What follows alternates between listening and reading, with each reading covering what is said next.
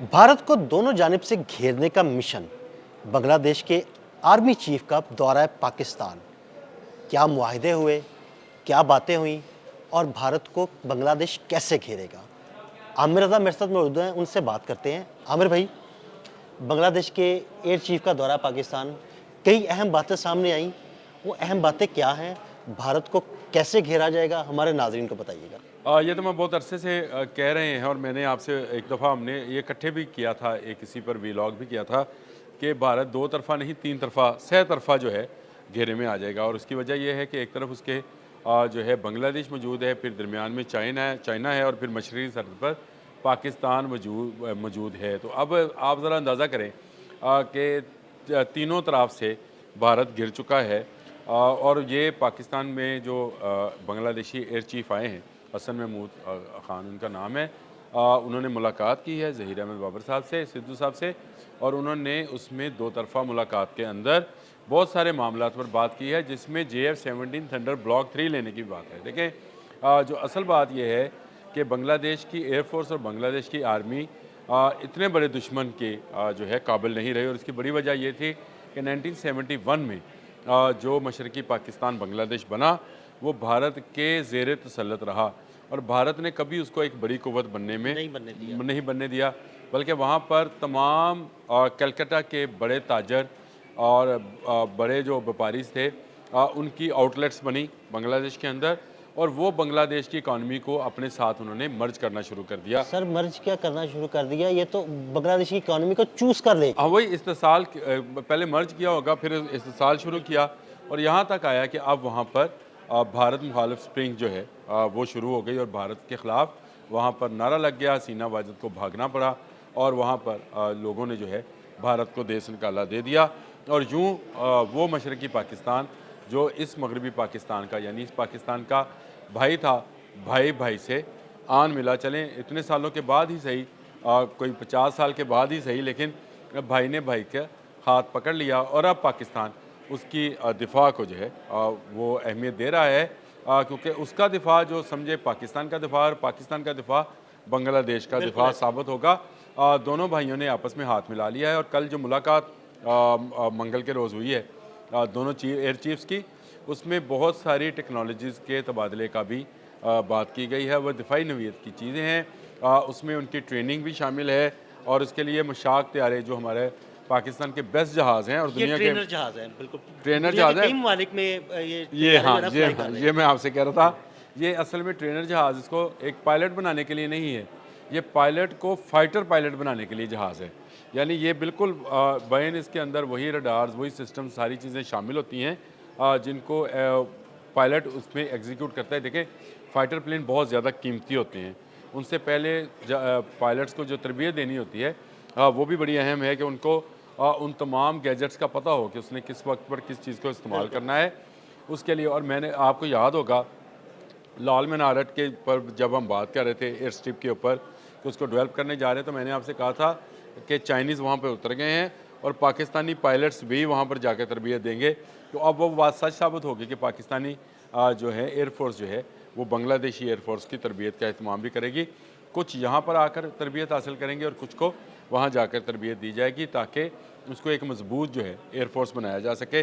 दूसरा 4.5 जनरेशन का जहाज़ जो है JF-17 थंडर ब्लॉक 3, उसके लिए भी इसमें गुफ्तगू हुई है। गो अभी मुआहदा नहीं हुआ और मुआहदा क्यों नहीं हुआ, उसकी बहुत सारी वजूहत है कि उसमें बहुत सारी निटी-गिटीज़ होती हैं, कितने जहाज़ उनको दरकार हैं, मोड ऑफ पेमेंट क्या होगा, कब कब जहाज़ जो हैं उनको फ़राहम किए जाएंगे। बिल्कुल, कितना टाइम लगेगा जहाज़ों की तैयारी में, ये सारी और ये चीज़ें अगर थी। दो सरबराहान आपस में बात करें तो इसका मतलब ये होता है कि ये मामला तय है। तय है, बिल्कुल और ऐसे। इसको अगर वहाँ से उनका जो ISPR है वहाँ से अगर इसको जारी भी कर दिया जाए, पाक फ़ज़ाइया के तर्जमान भी ये बात बता दें और जो उन्होंने मुख्तलिफ मीडिया हाउसेस को बताई भी है कि इस पर बात हुई है, तो इसका मतलब ये है कि अब ये दिन दूर नहीं जब ये मुआहदा जो है सामने आएगा और गो कि ये बड़े पैमाने पर एक मुआहदा होगा और भारत के लिए ये मौत का सामान होगा। और भारत के लिए मौत का सामान क्यों है? क्योंकि भारत की वो 7 स्टेट्स जिनको 7 सिस्टर स्टेट्स कहा जाता है, जिन पर अदील साहब जो हैं काफ़ी अबूर रखते हैं और काफ़ी इस पर व्लॉग कर चुके हैं और बता चुके हैं। और इन्हीं के एक व्लॉग को देखकर मैंने इस पर बात करना शुरू की थी कि ये चिकन नेक क्या है, और मैं अक्सर इनको एडमायर किया करता हूँ कि आपने लोगों को बताया कि ये चिकन नेक क्या है और उसको किस तरह से काटा जा सकता है। उसके बाद मैंने लाल मीनार जो एयरबेस है, जो कि दूसरी जंग अज़ीम की एयरबेस है, उस पर बात शुरू की और उस पर काम शुरू हुआ, और उस पर चाइनीज़ टेक्निकल जो है एक वो वहाँ पर ऑफिस बन गया, जहाँ पर जाकर उन्होंने चेक किया कि अगर भारत को किसी वक्त काटना हो तो ये एक छोटा सी एक टुकड़ा है, बिल्कुल। उसको काटें तो फिर आपका आसाम भी गया और आपका नागालैंड भी गया और आपकी चंद किलोमीटर का इलाका है वो। चंद किलोमीटर का इलाका जो काट दिया जाएगा, और मेरे ख्याल से 3 से 4 मिनट लगते हैं एक फाइटर प्लेन को ऐसे ही। उसको क्रॉस करने में। तो ये वो मामला था कि जो हम समझ रहे थे कि J-10C सिर्फ जा रहा है, तो अकेला J-10C नहीं जा रहा।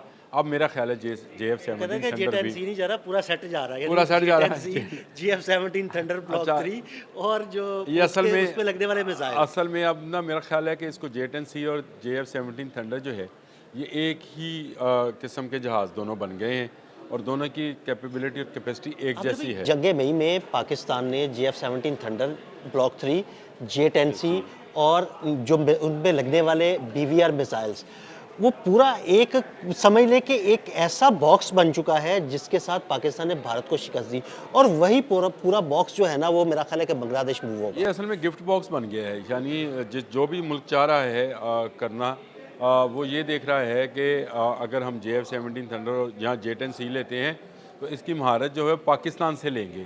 बिल्कुल। देखिए ये बड़ी अहम बात है, और इस बात को लेकर इस वक्त इंटरनेशनल मीडिया जो है वो काफ़ी शोर भी मचा रहा है कि ये पाकिस्तान का JF-17 थंडर क्यों। असल में यहाँ के पायलट्स और यहाँ का टेक्नीशियंस और यहाँ के इंजीनियर्स अहम हैं, जिनको हर मुल्क हासिल करना चाहता है, और उसी सूरत में मिल सकते हैं जब उनके साथ आप JF-17 थंडर ब्लॉक 3 भी लेंगे। बिल्कुल। और आमिर भाई, उसका मैंने फ़ायदा ये भी सुना है तभी मैंने ये सुना है कि जंगे मई के बाद JF-17 थंडर ब्लॉक 3 के ऑर्डर्स की लाइन लग गई है। आपने बिल्कुल ठीक सुना है, आर्डर्स की लाइन मौजूद है, और आज ही मैंने इस पर व्लॉग भी किया कि BBC की रिपोर्ट है, इसके मुताबिक नाइजीरिया, अर्जेंटाइन, म्यांमार, इराक, मिस्र उन्होंने नाम लिया है, और फिर उनका बांग्लादेश भी शामिल हो गया है। तो ये एक लाइन लगी पड़ी है। ख्वाजा आसिफ का ये कहना है कि जितने ऑर्डर्स की लाइन लगी है, ये हमारे बिकना शुरू हो जाएंगे बहुत जल्द, और हमारी जान छुट जाएगी IMF से। ये आप सही कह रहे हैं।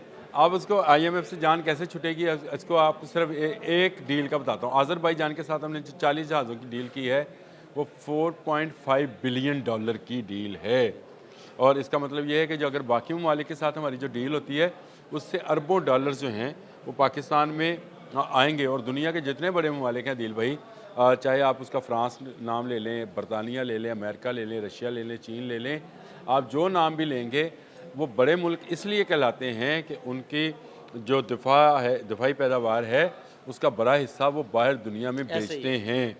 किसी की बंदूक बहुत ज़बरदस्त है तो किसी का जहाज़, किसी का जो है बहरी जहाज़ बहुत अच्छा है तो किसी की आबदोज़।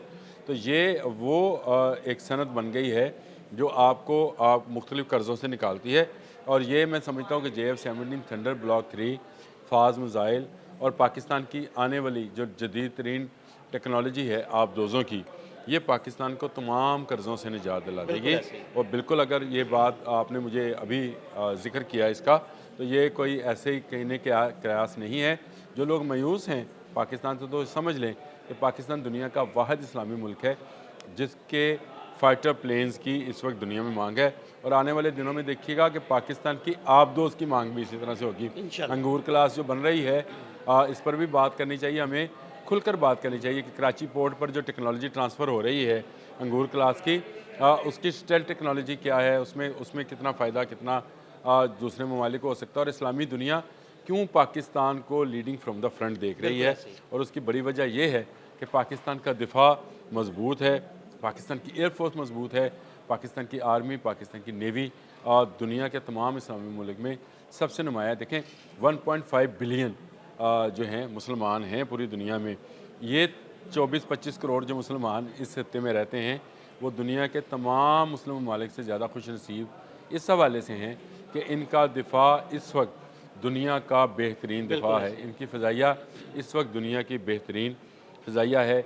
इनकी आर्मी इस वक्त दुनिया की सबसे जेदार और सबसे निडर आर्मी है, और कल इसका इजहार जो है खुलकर किया भी गया कि एक नहीं दोनों मुल्क इकट्ठे होकर आ जाएँ। दोनों आ जाएं। ये कहा गया दोनों मुल्क इकट्ठे होकर आ जाएं, यानी भारत और अफ़गानिस्तान भी इकट्ठे होकर आ जाएं, निपट लेंगे। और सही बात है, अल्लाह का करम है, अल्लाह का फ़ज़ल है इस मुल्क के ऊपर कि ये हर आने वाले दिन के साथ इस मुल्क की दिफाई टेक्नोलॉजी और दिफा जो है मजबूत से मजबूत तर होता चला जा रहा है और उसकी मांग में इसीलिए इजाफा हो रहा है। बहुत शुक्रिया आमिर रज़ा जी। बिल्कुल JF-17 थंडर पूरी दुनिया की फ़िज़ाओं में राज करेगा, और जब ये पूरी दुनिया के ममालिक को एक्सपोर्ट किया जाएगा तो IMF के कर्ज़ों से भी जान छुट जाएगी।